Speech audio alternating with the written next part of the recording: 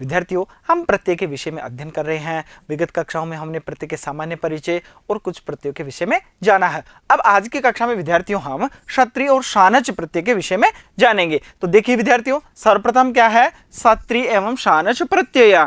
अब यहां पर सूत्र है लटः क्षत्रिय शानचाव प्रथमा समानाधिकरणे, अर्थात अ प्रथमांत के समान समानाधिकरण होने पर वर्तमान काल में लट लकार के स्थान पर धातु से क्षत्रिय और शानच प्रत्यय होता है। अब विद्यार्थियों, धातुओं से क्या होगा? क्षत्रिय और शानच प्रत्यय। अब धातुओं से हो रहा है तो यह किस भेद के अंतर्गत है? कृत प्रत्यय के भेद के अंतर्गत। अब देखिए विद्यार्थियों, क्षत्रिय प्रत्यय परस्मैपदी धातुओं से लगता है, इसका अत शेष रहता है। अब क्षत्रिय प्रत्यय है, क्षत्रिय प्रत्यय किससे लगेगा? परस्मैपदी धातु से। अब धातु भी तीन प्रकार के विद्यार्थियों, परस्मैपदी धातु, आत्मनेपदी धातु और उभयपदी धातु। तो विद्यार्थियों, यह जो क्षत्रिय प्रत्यय वह किससे लगेगा? परस्मैपदी धातुओं से। और क्षत्रिय में शेष क्या बचेगा? अत शेष बचेगा। तथा यह क्षत्रिय प्रत्यांत शब्द विशेषण होता है, इसके रूप तीनों लिंगों में चलते हैं। जैसे उन्होंने बताया विद्यार्थियों, क्षत्रिय प्रत्यय वाले शब्दों के रूप तीनों लिंगों में चलेंगे। तो किस प्रकार से? पुल्लिंग में किसकी तरह, स्त्रीलिंग में किसकी तरह, नपुंसक लिंग में किसकी तरह? तो यहां पर बताया कि पुल्लिंग में भवत शब्द की तरह, स्त्रीलिंग में नदी शब्द की तरह और नपुंसक लिंग में जगत शब्द की तरह चलेंगे। देखिए विद्यार्थियों, धातु और क्षत्रिय प्रत्यय पुल्लिंग में किस प्रकार से बनेगा रूप, स्त्रीलिंग में किस प्रकार से बनेगा रूप और नपुंसक लिंग में किस प्रकार से बनेगा रूप। अर्च धन क्षत्रिय क्या बनेगा? अर्चन पुल्लिंग में। स्त्रीलिंग में कैसे बनेगा? अर्चंती। और नपुंसक लिंग में कैसे बनेगा? अर्चत। उसी प्रकार से अस धन क्षत्रिय सन, सती और शत क्या है? पुल्लिंग में शन, स्त्रीलिंग में सती और नपुंसक लिंग में सत। उसी प्रकार से गम धन क्षत्रिय क्या बनेगा? गच्छन, गच्छन्ति, गच्छत। उसी प्रकार से विद्यार्थियों, शानच प्रत्यय आत्मनेपदी धातुओं से लगता है, क्षत्रिय प्रत्यय परस्मैपदी धातुओं से था, तो शानच प्रत्यय किससे? आत्मनेपदी धातुओं से। इसका आन शेष रहता है तथा यह भी विशेषण जैसा होता है, इसके रूप तीनों लिंगों में चलते हैं। अब तीनों लिंगों में कैसे? तो शानच प्रत्यय वाले शब्दों के रूप पुल्लिंग में किसके चलेंगे? किसकी तरह चलेंगे? राम शब्द की तरह। स्त्रीलिंग में किसकी तरह चलेंगे? स्त्रीलिंग में रमा शब्द की तरह। और नपुंसक लिंग में कैसे चलेंगे? फल शब्द की तरह। देखिए विद्यार्थियों, धातु शानच प्रत्यय, पुल्लिंग का रूप, फिर उसके बाद स्त्रीलिंग का रूप और फिर उसके उपरांत नपुंसक लिंग का रूप। शेव धन शानच। अब यहां पर विद्यार्थियों, जो सेव धातु है वह क्या है? वह है विद्यार्थियों आत्मनेपदी धातु। तो यहां पर क्या होगा? शेव धन शानच क्या बनेगा? सेवमानः। स्त्रीलिंग में सेवमाना और नपुंसक लिंग में सेवमानम। उसी प्रकार से आस धन शानच क्या बनेगा? आशीना, आसीना, आसीनम। उसी प्रकार से सी धातु शानच प्रत्यय क्या बनेगा? शयानः, शयाना और शयानम। उसी प्रकार से दा धातु शानच प्रत्यय ददानः, ददाना, ददानम। अब विद्यार्थियों, क्षत्रिय प्रत्यांत कतिपय पुल्लिंग के जो रूप है वह किस प्रकार चलते हैं उनको हम देखते हैं। देखिए यहाँ पर क्या विद्यार्थियों, धातु है, धातु के बाद में उसका पुल्लिंग का रूप कैसा होगा?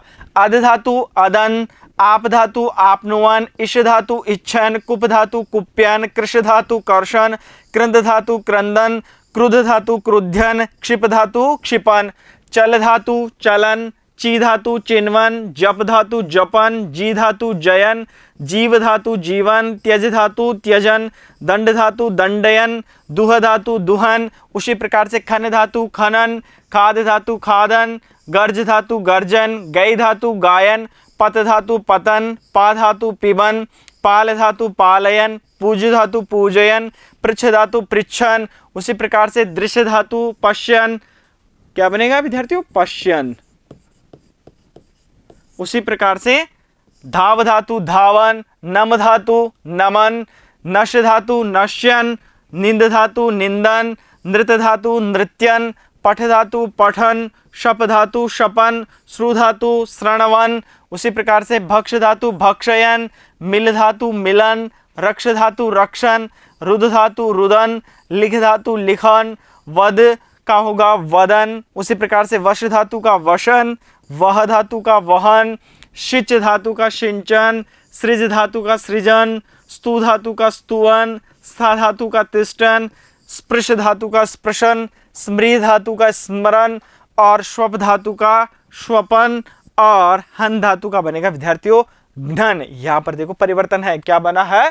घ्नन। उसी प्रकार से विद्यार्थी जो सानच प्रत्यय है उस सानच प्रत्यय के भी कुछ पुल्लिंग के रूप हम देखते हैं। देखिए सानच प्रत्यांत कतिपय पुल्लिंग रूप इस प्रकार है। तो धातु है यहाँ पर, पुल्लिंग का रूप है, फिर धातु है और पुल्लिंग का रूप है। आधि उपसर्ग पूर्वक इंग धातु ई है तो क्या बनेगा अधियान है। आंग उपसर्ग पूर्वक रभ धातु है तो क्या बनेगा आरभमान है। आंग धातु लंब है तो क्या बनेगा आलंबमान है। आश धातु का आशीन है। इक्ष धातु का इक्षमान है। कंप धातु का कंपमान है। चेष्ट धातु का चेष्टमान है और जन धातु का जायमान है। उसी प्रकार से विद्यार्थियों देखिए आगे क्या है, लभ धातु का क्या बनेगा लभमान है। वृत्त धातु का वर्तमान है। व्यथ धातु का व्यथमान है। शंख धातु का शंकमान है। शिक्ष धातु का शिक्षमान है। शुच धातु का शोचमान है। शुभ धातु का शोभमान है। क्री धातु का क्या बनेगा विद्यार्थियों कुरवाण है। उसी प्रकार से आगे है त्रय धातु का त्रायमान है। दय धातु का दयमान है। बाश धातु का भासमान है। भिक्ष धातु का भिक्षमान है। मन धातु का मन्यमान है। मुद धातु का मोदमान है। मृ धातु का म्रियमान है। यत धातु का यतमान है। याच धातु का याचमान है। उसी प्रकार से चिंत धातु का चिंतयमान है। दा धातु का ददान है। धा का धदान है। पच का पचमान है। भ्रू धातु का क्या बनेगा भ्रुआण है। यज धातु का यजमान है। युज धातु का युंजान है। रुध धातु का रुंधान है। श्री धातु का श्रेयमान है। इस प्रकार से विद्यार्थियों अब कुछ जो शेष धातुएं हैं उनके विषय में भी यहाँ पर बताया गया है। देखिए कुछ धातुओं में भविष्यत काल के स्थान पर भी विकल्प से सत्रि और शानच प्रत्यय होता है। इसमें श का आगम लिट लकार की तरह ही होता है और शब्द तीनों लिंगों में चलते हैं। जैसे बताया विद्यार्थियों क्री का क्या बनेगा करिष्यन। उसी प्रकार से गम का गमिष्यन। उसी प्रकार से लिख का लेखिष्यन। नि का नेष्यन। मृ का मरिष्यन। स्था का स्थाष्यन। हस का हसिष्यन। हन का हनिष्यन। अब विद्यार्थियों शानच में क्या चलेगा क्री का करिष्यमाण है। गम का गमिष्यमाण है। युद्ध का योत्स्यमान है। लब का लप्स्यमान है। दा का दास्यमान है। श का सहिष्यमान है।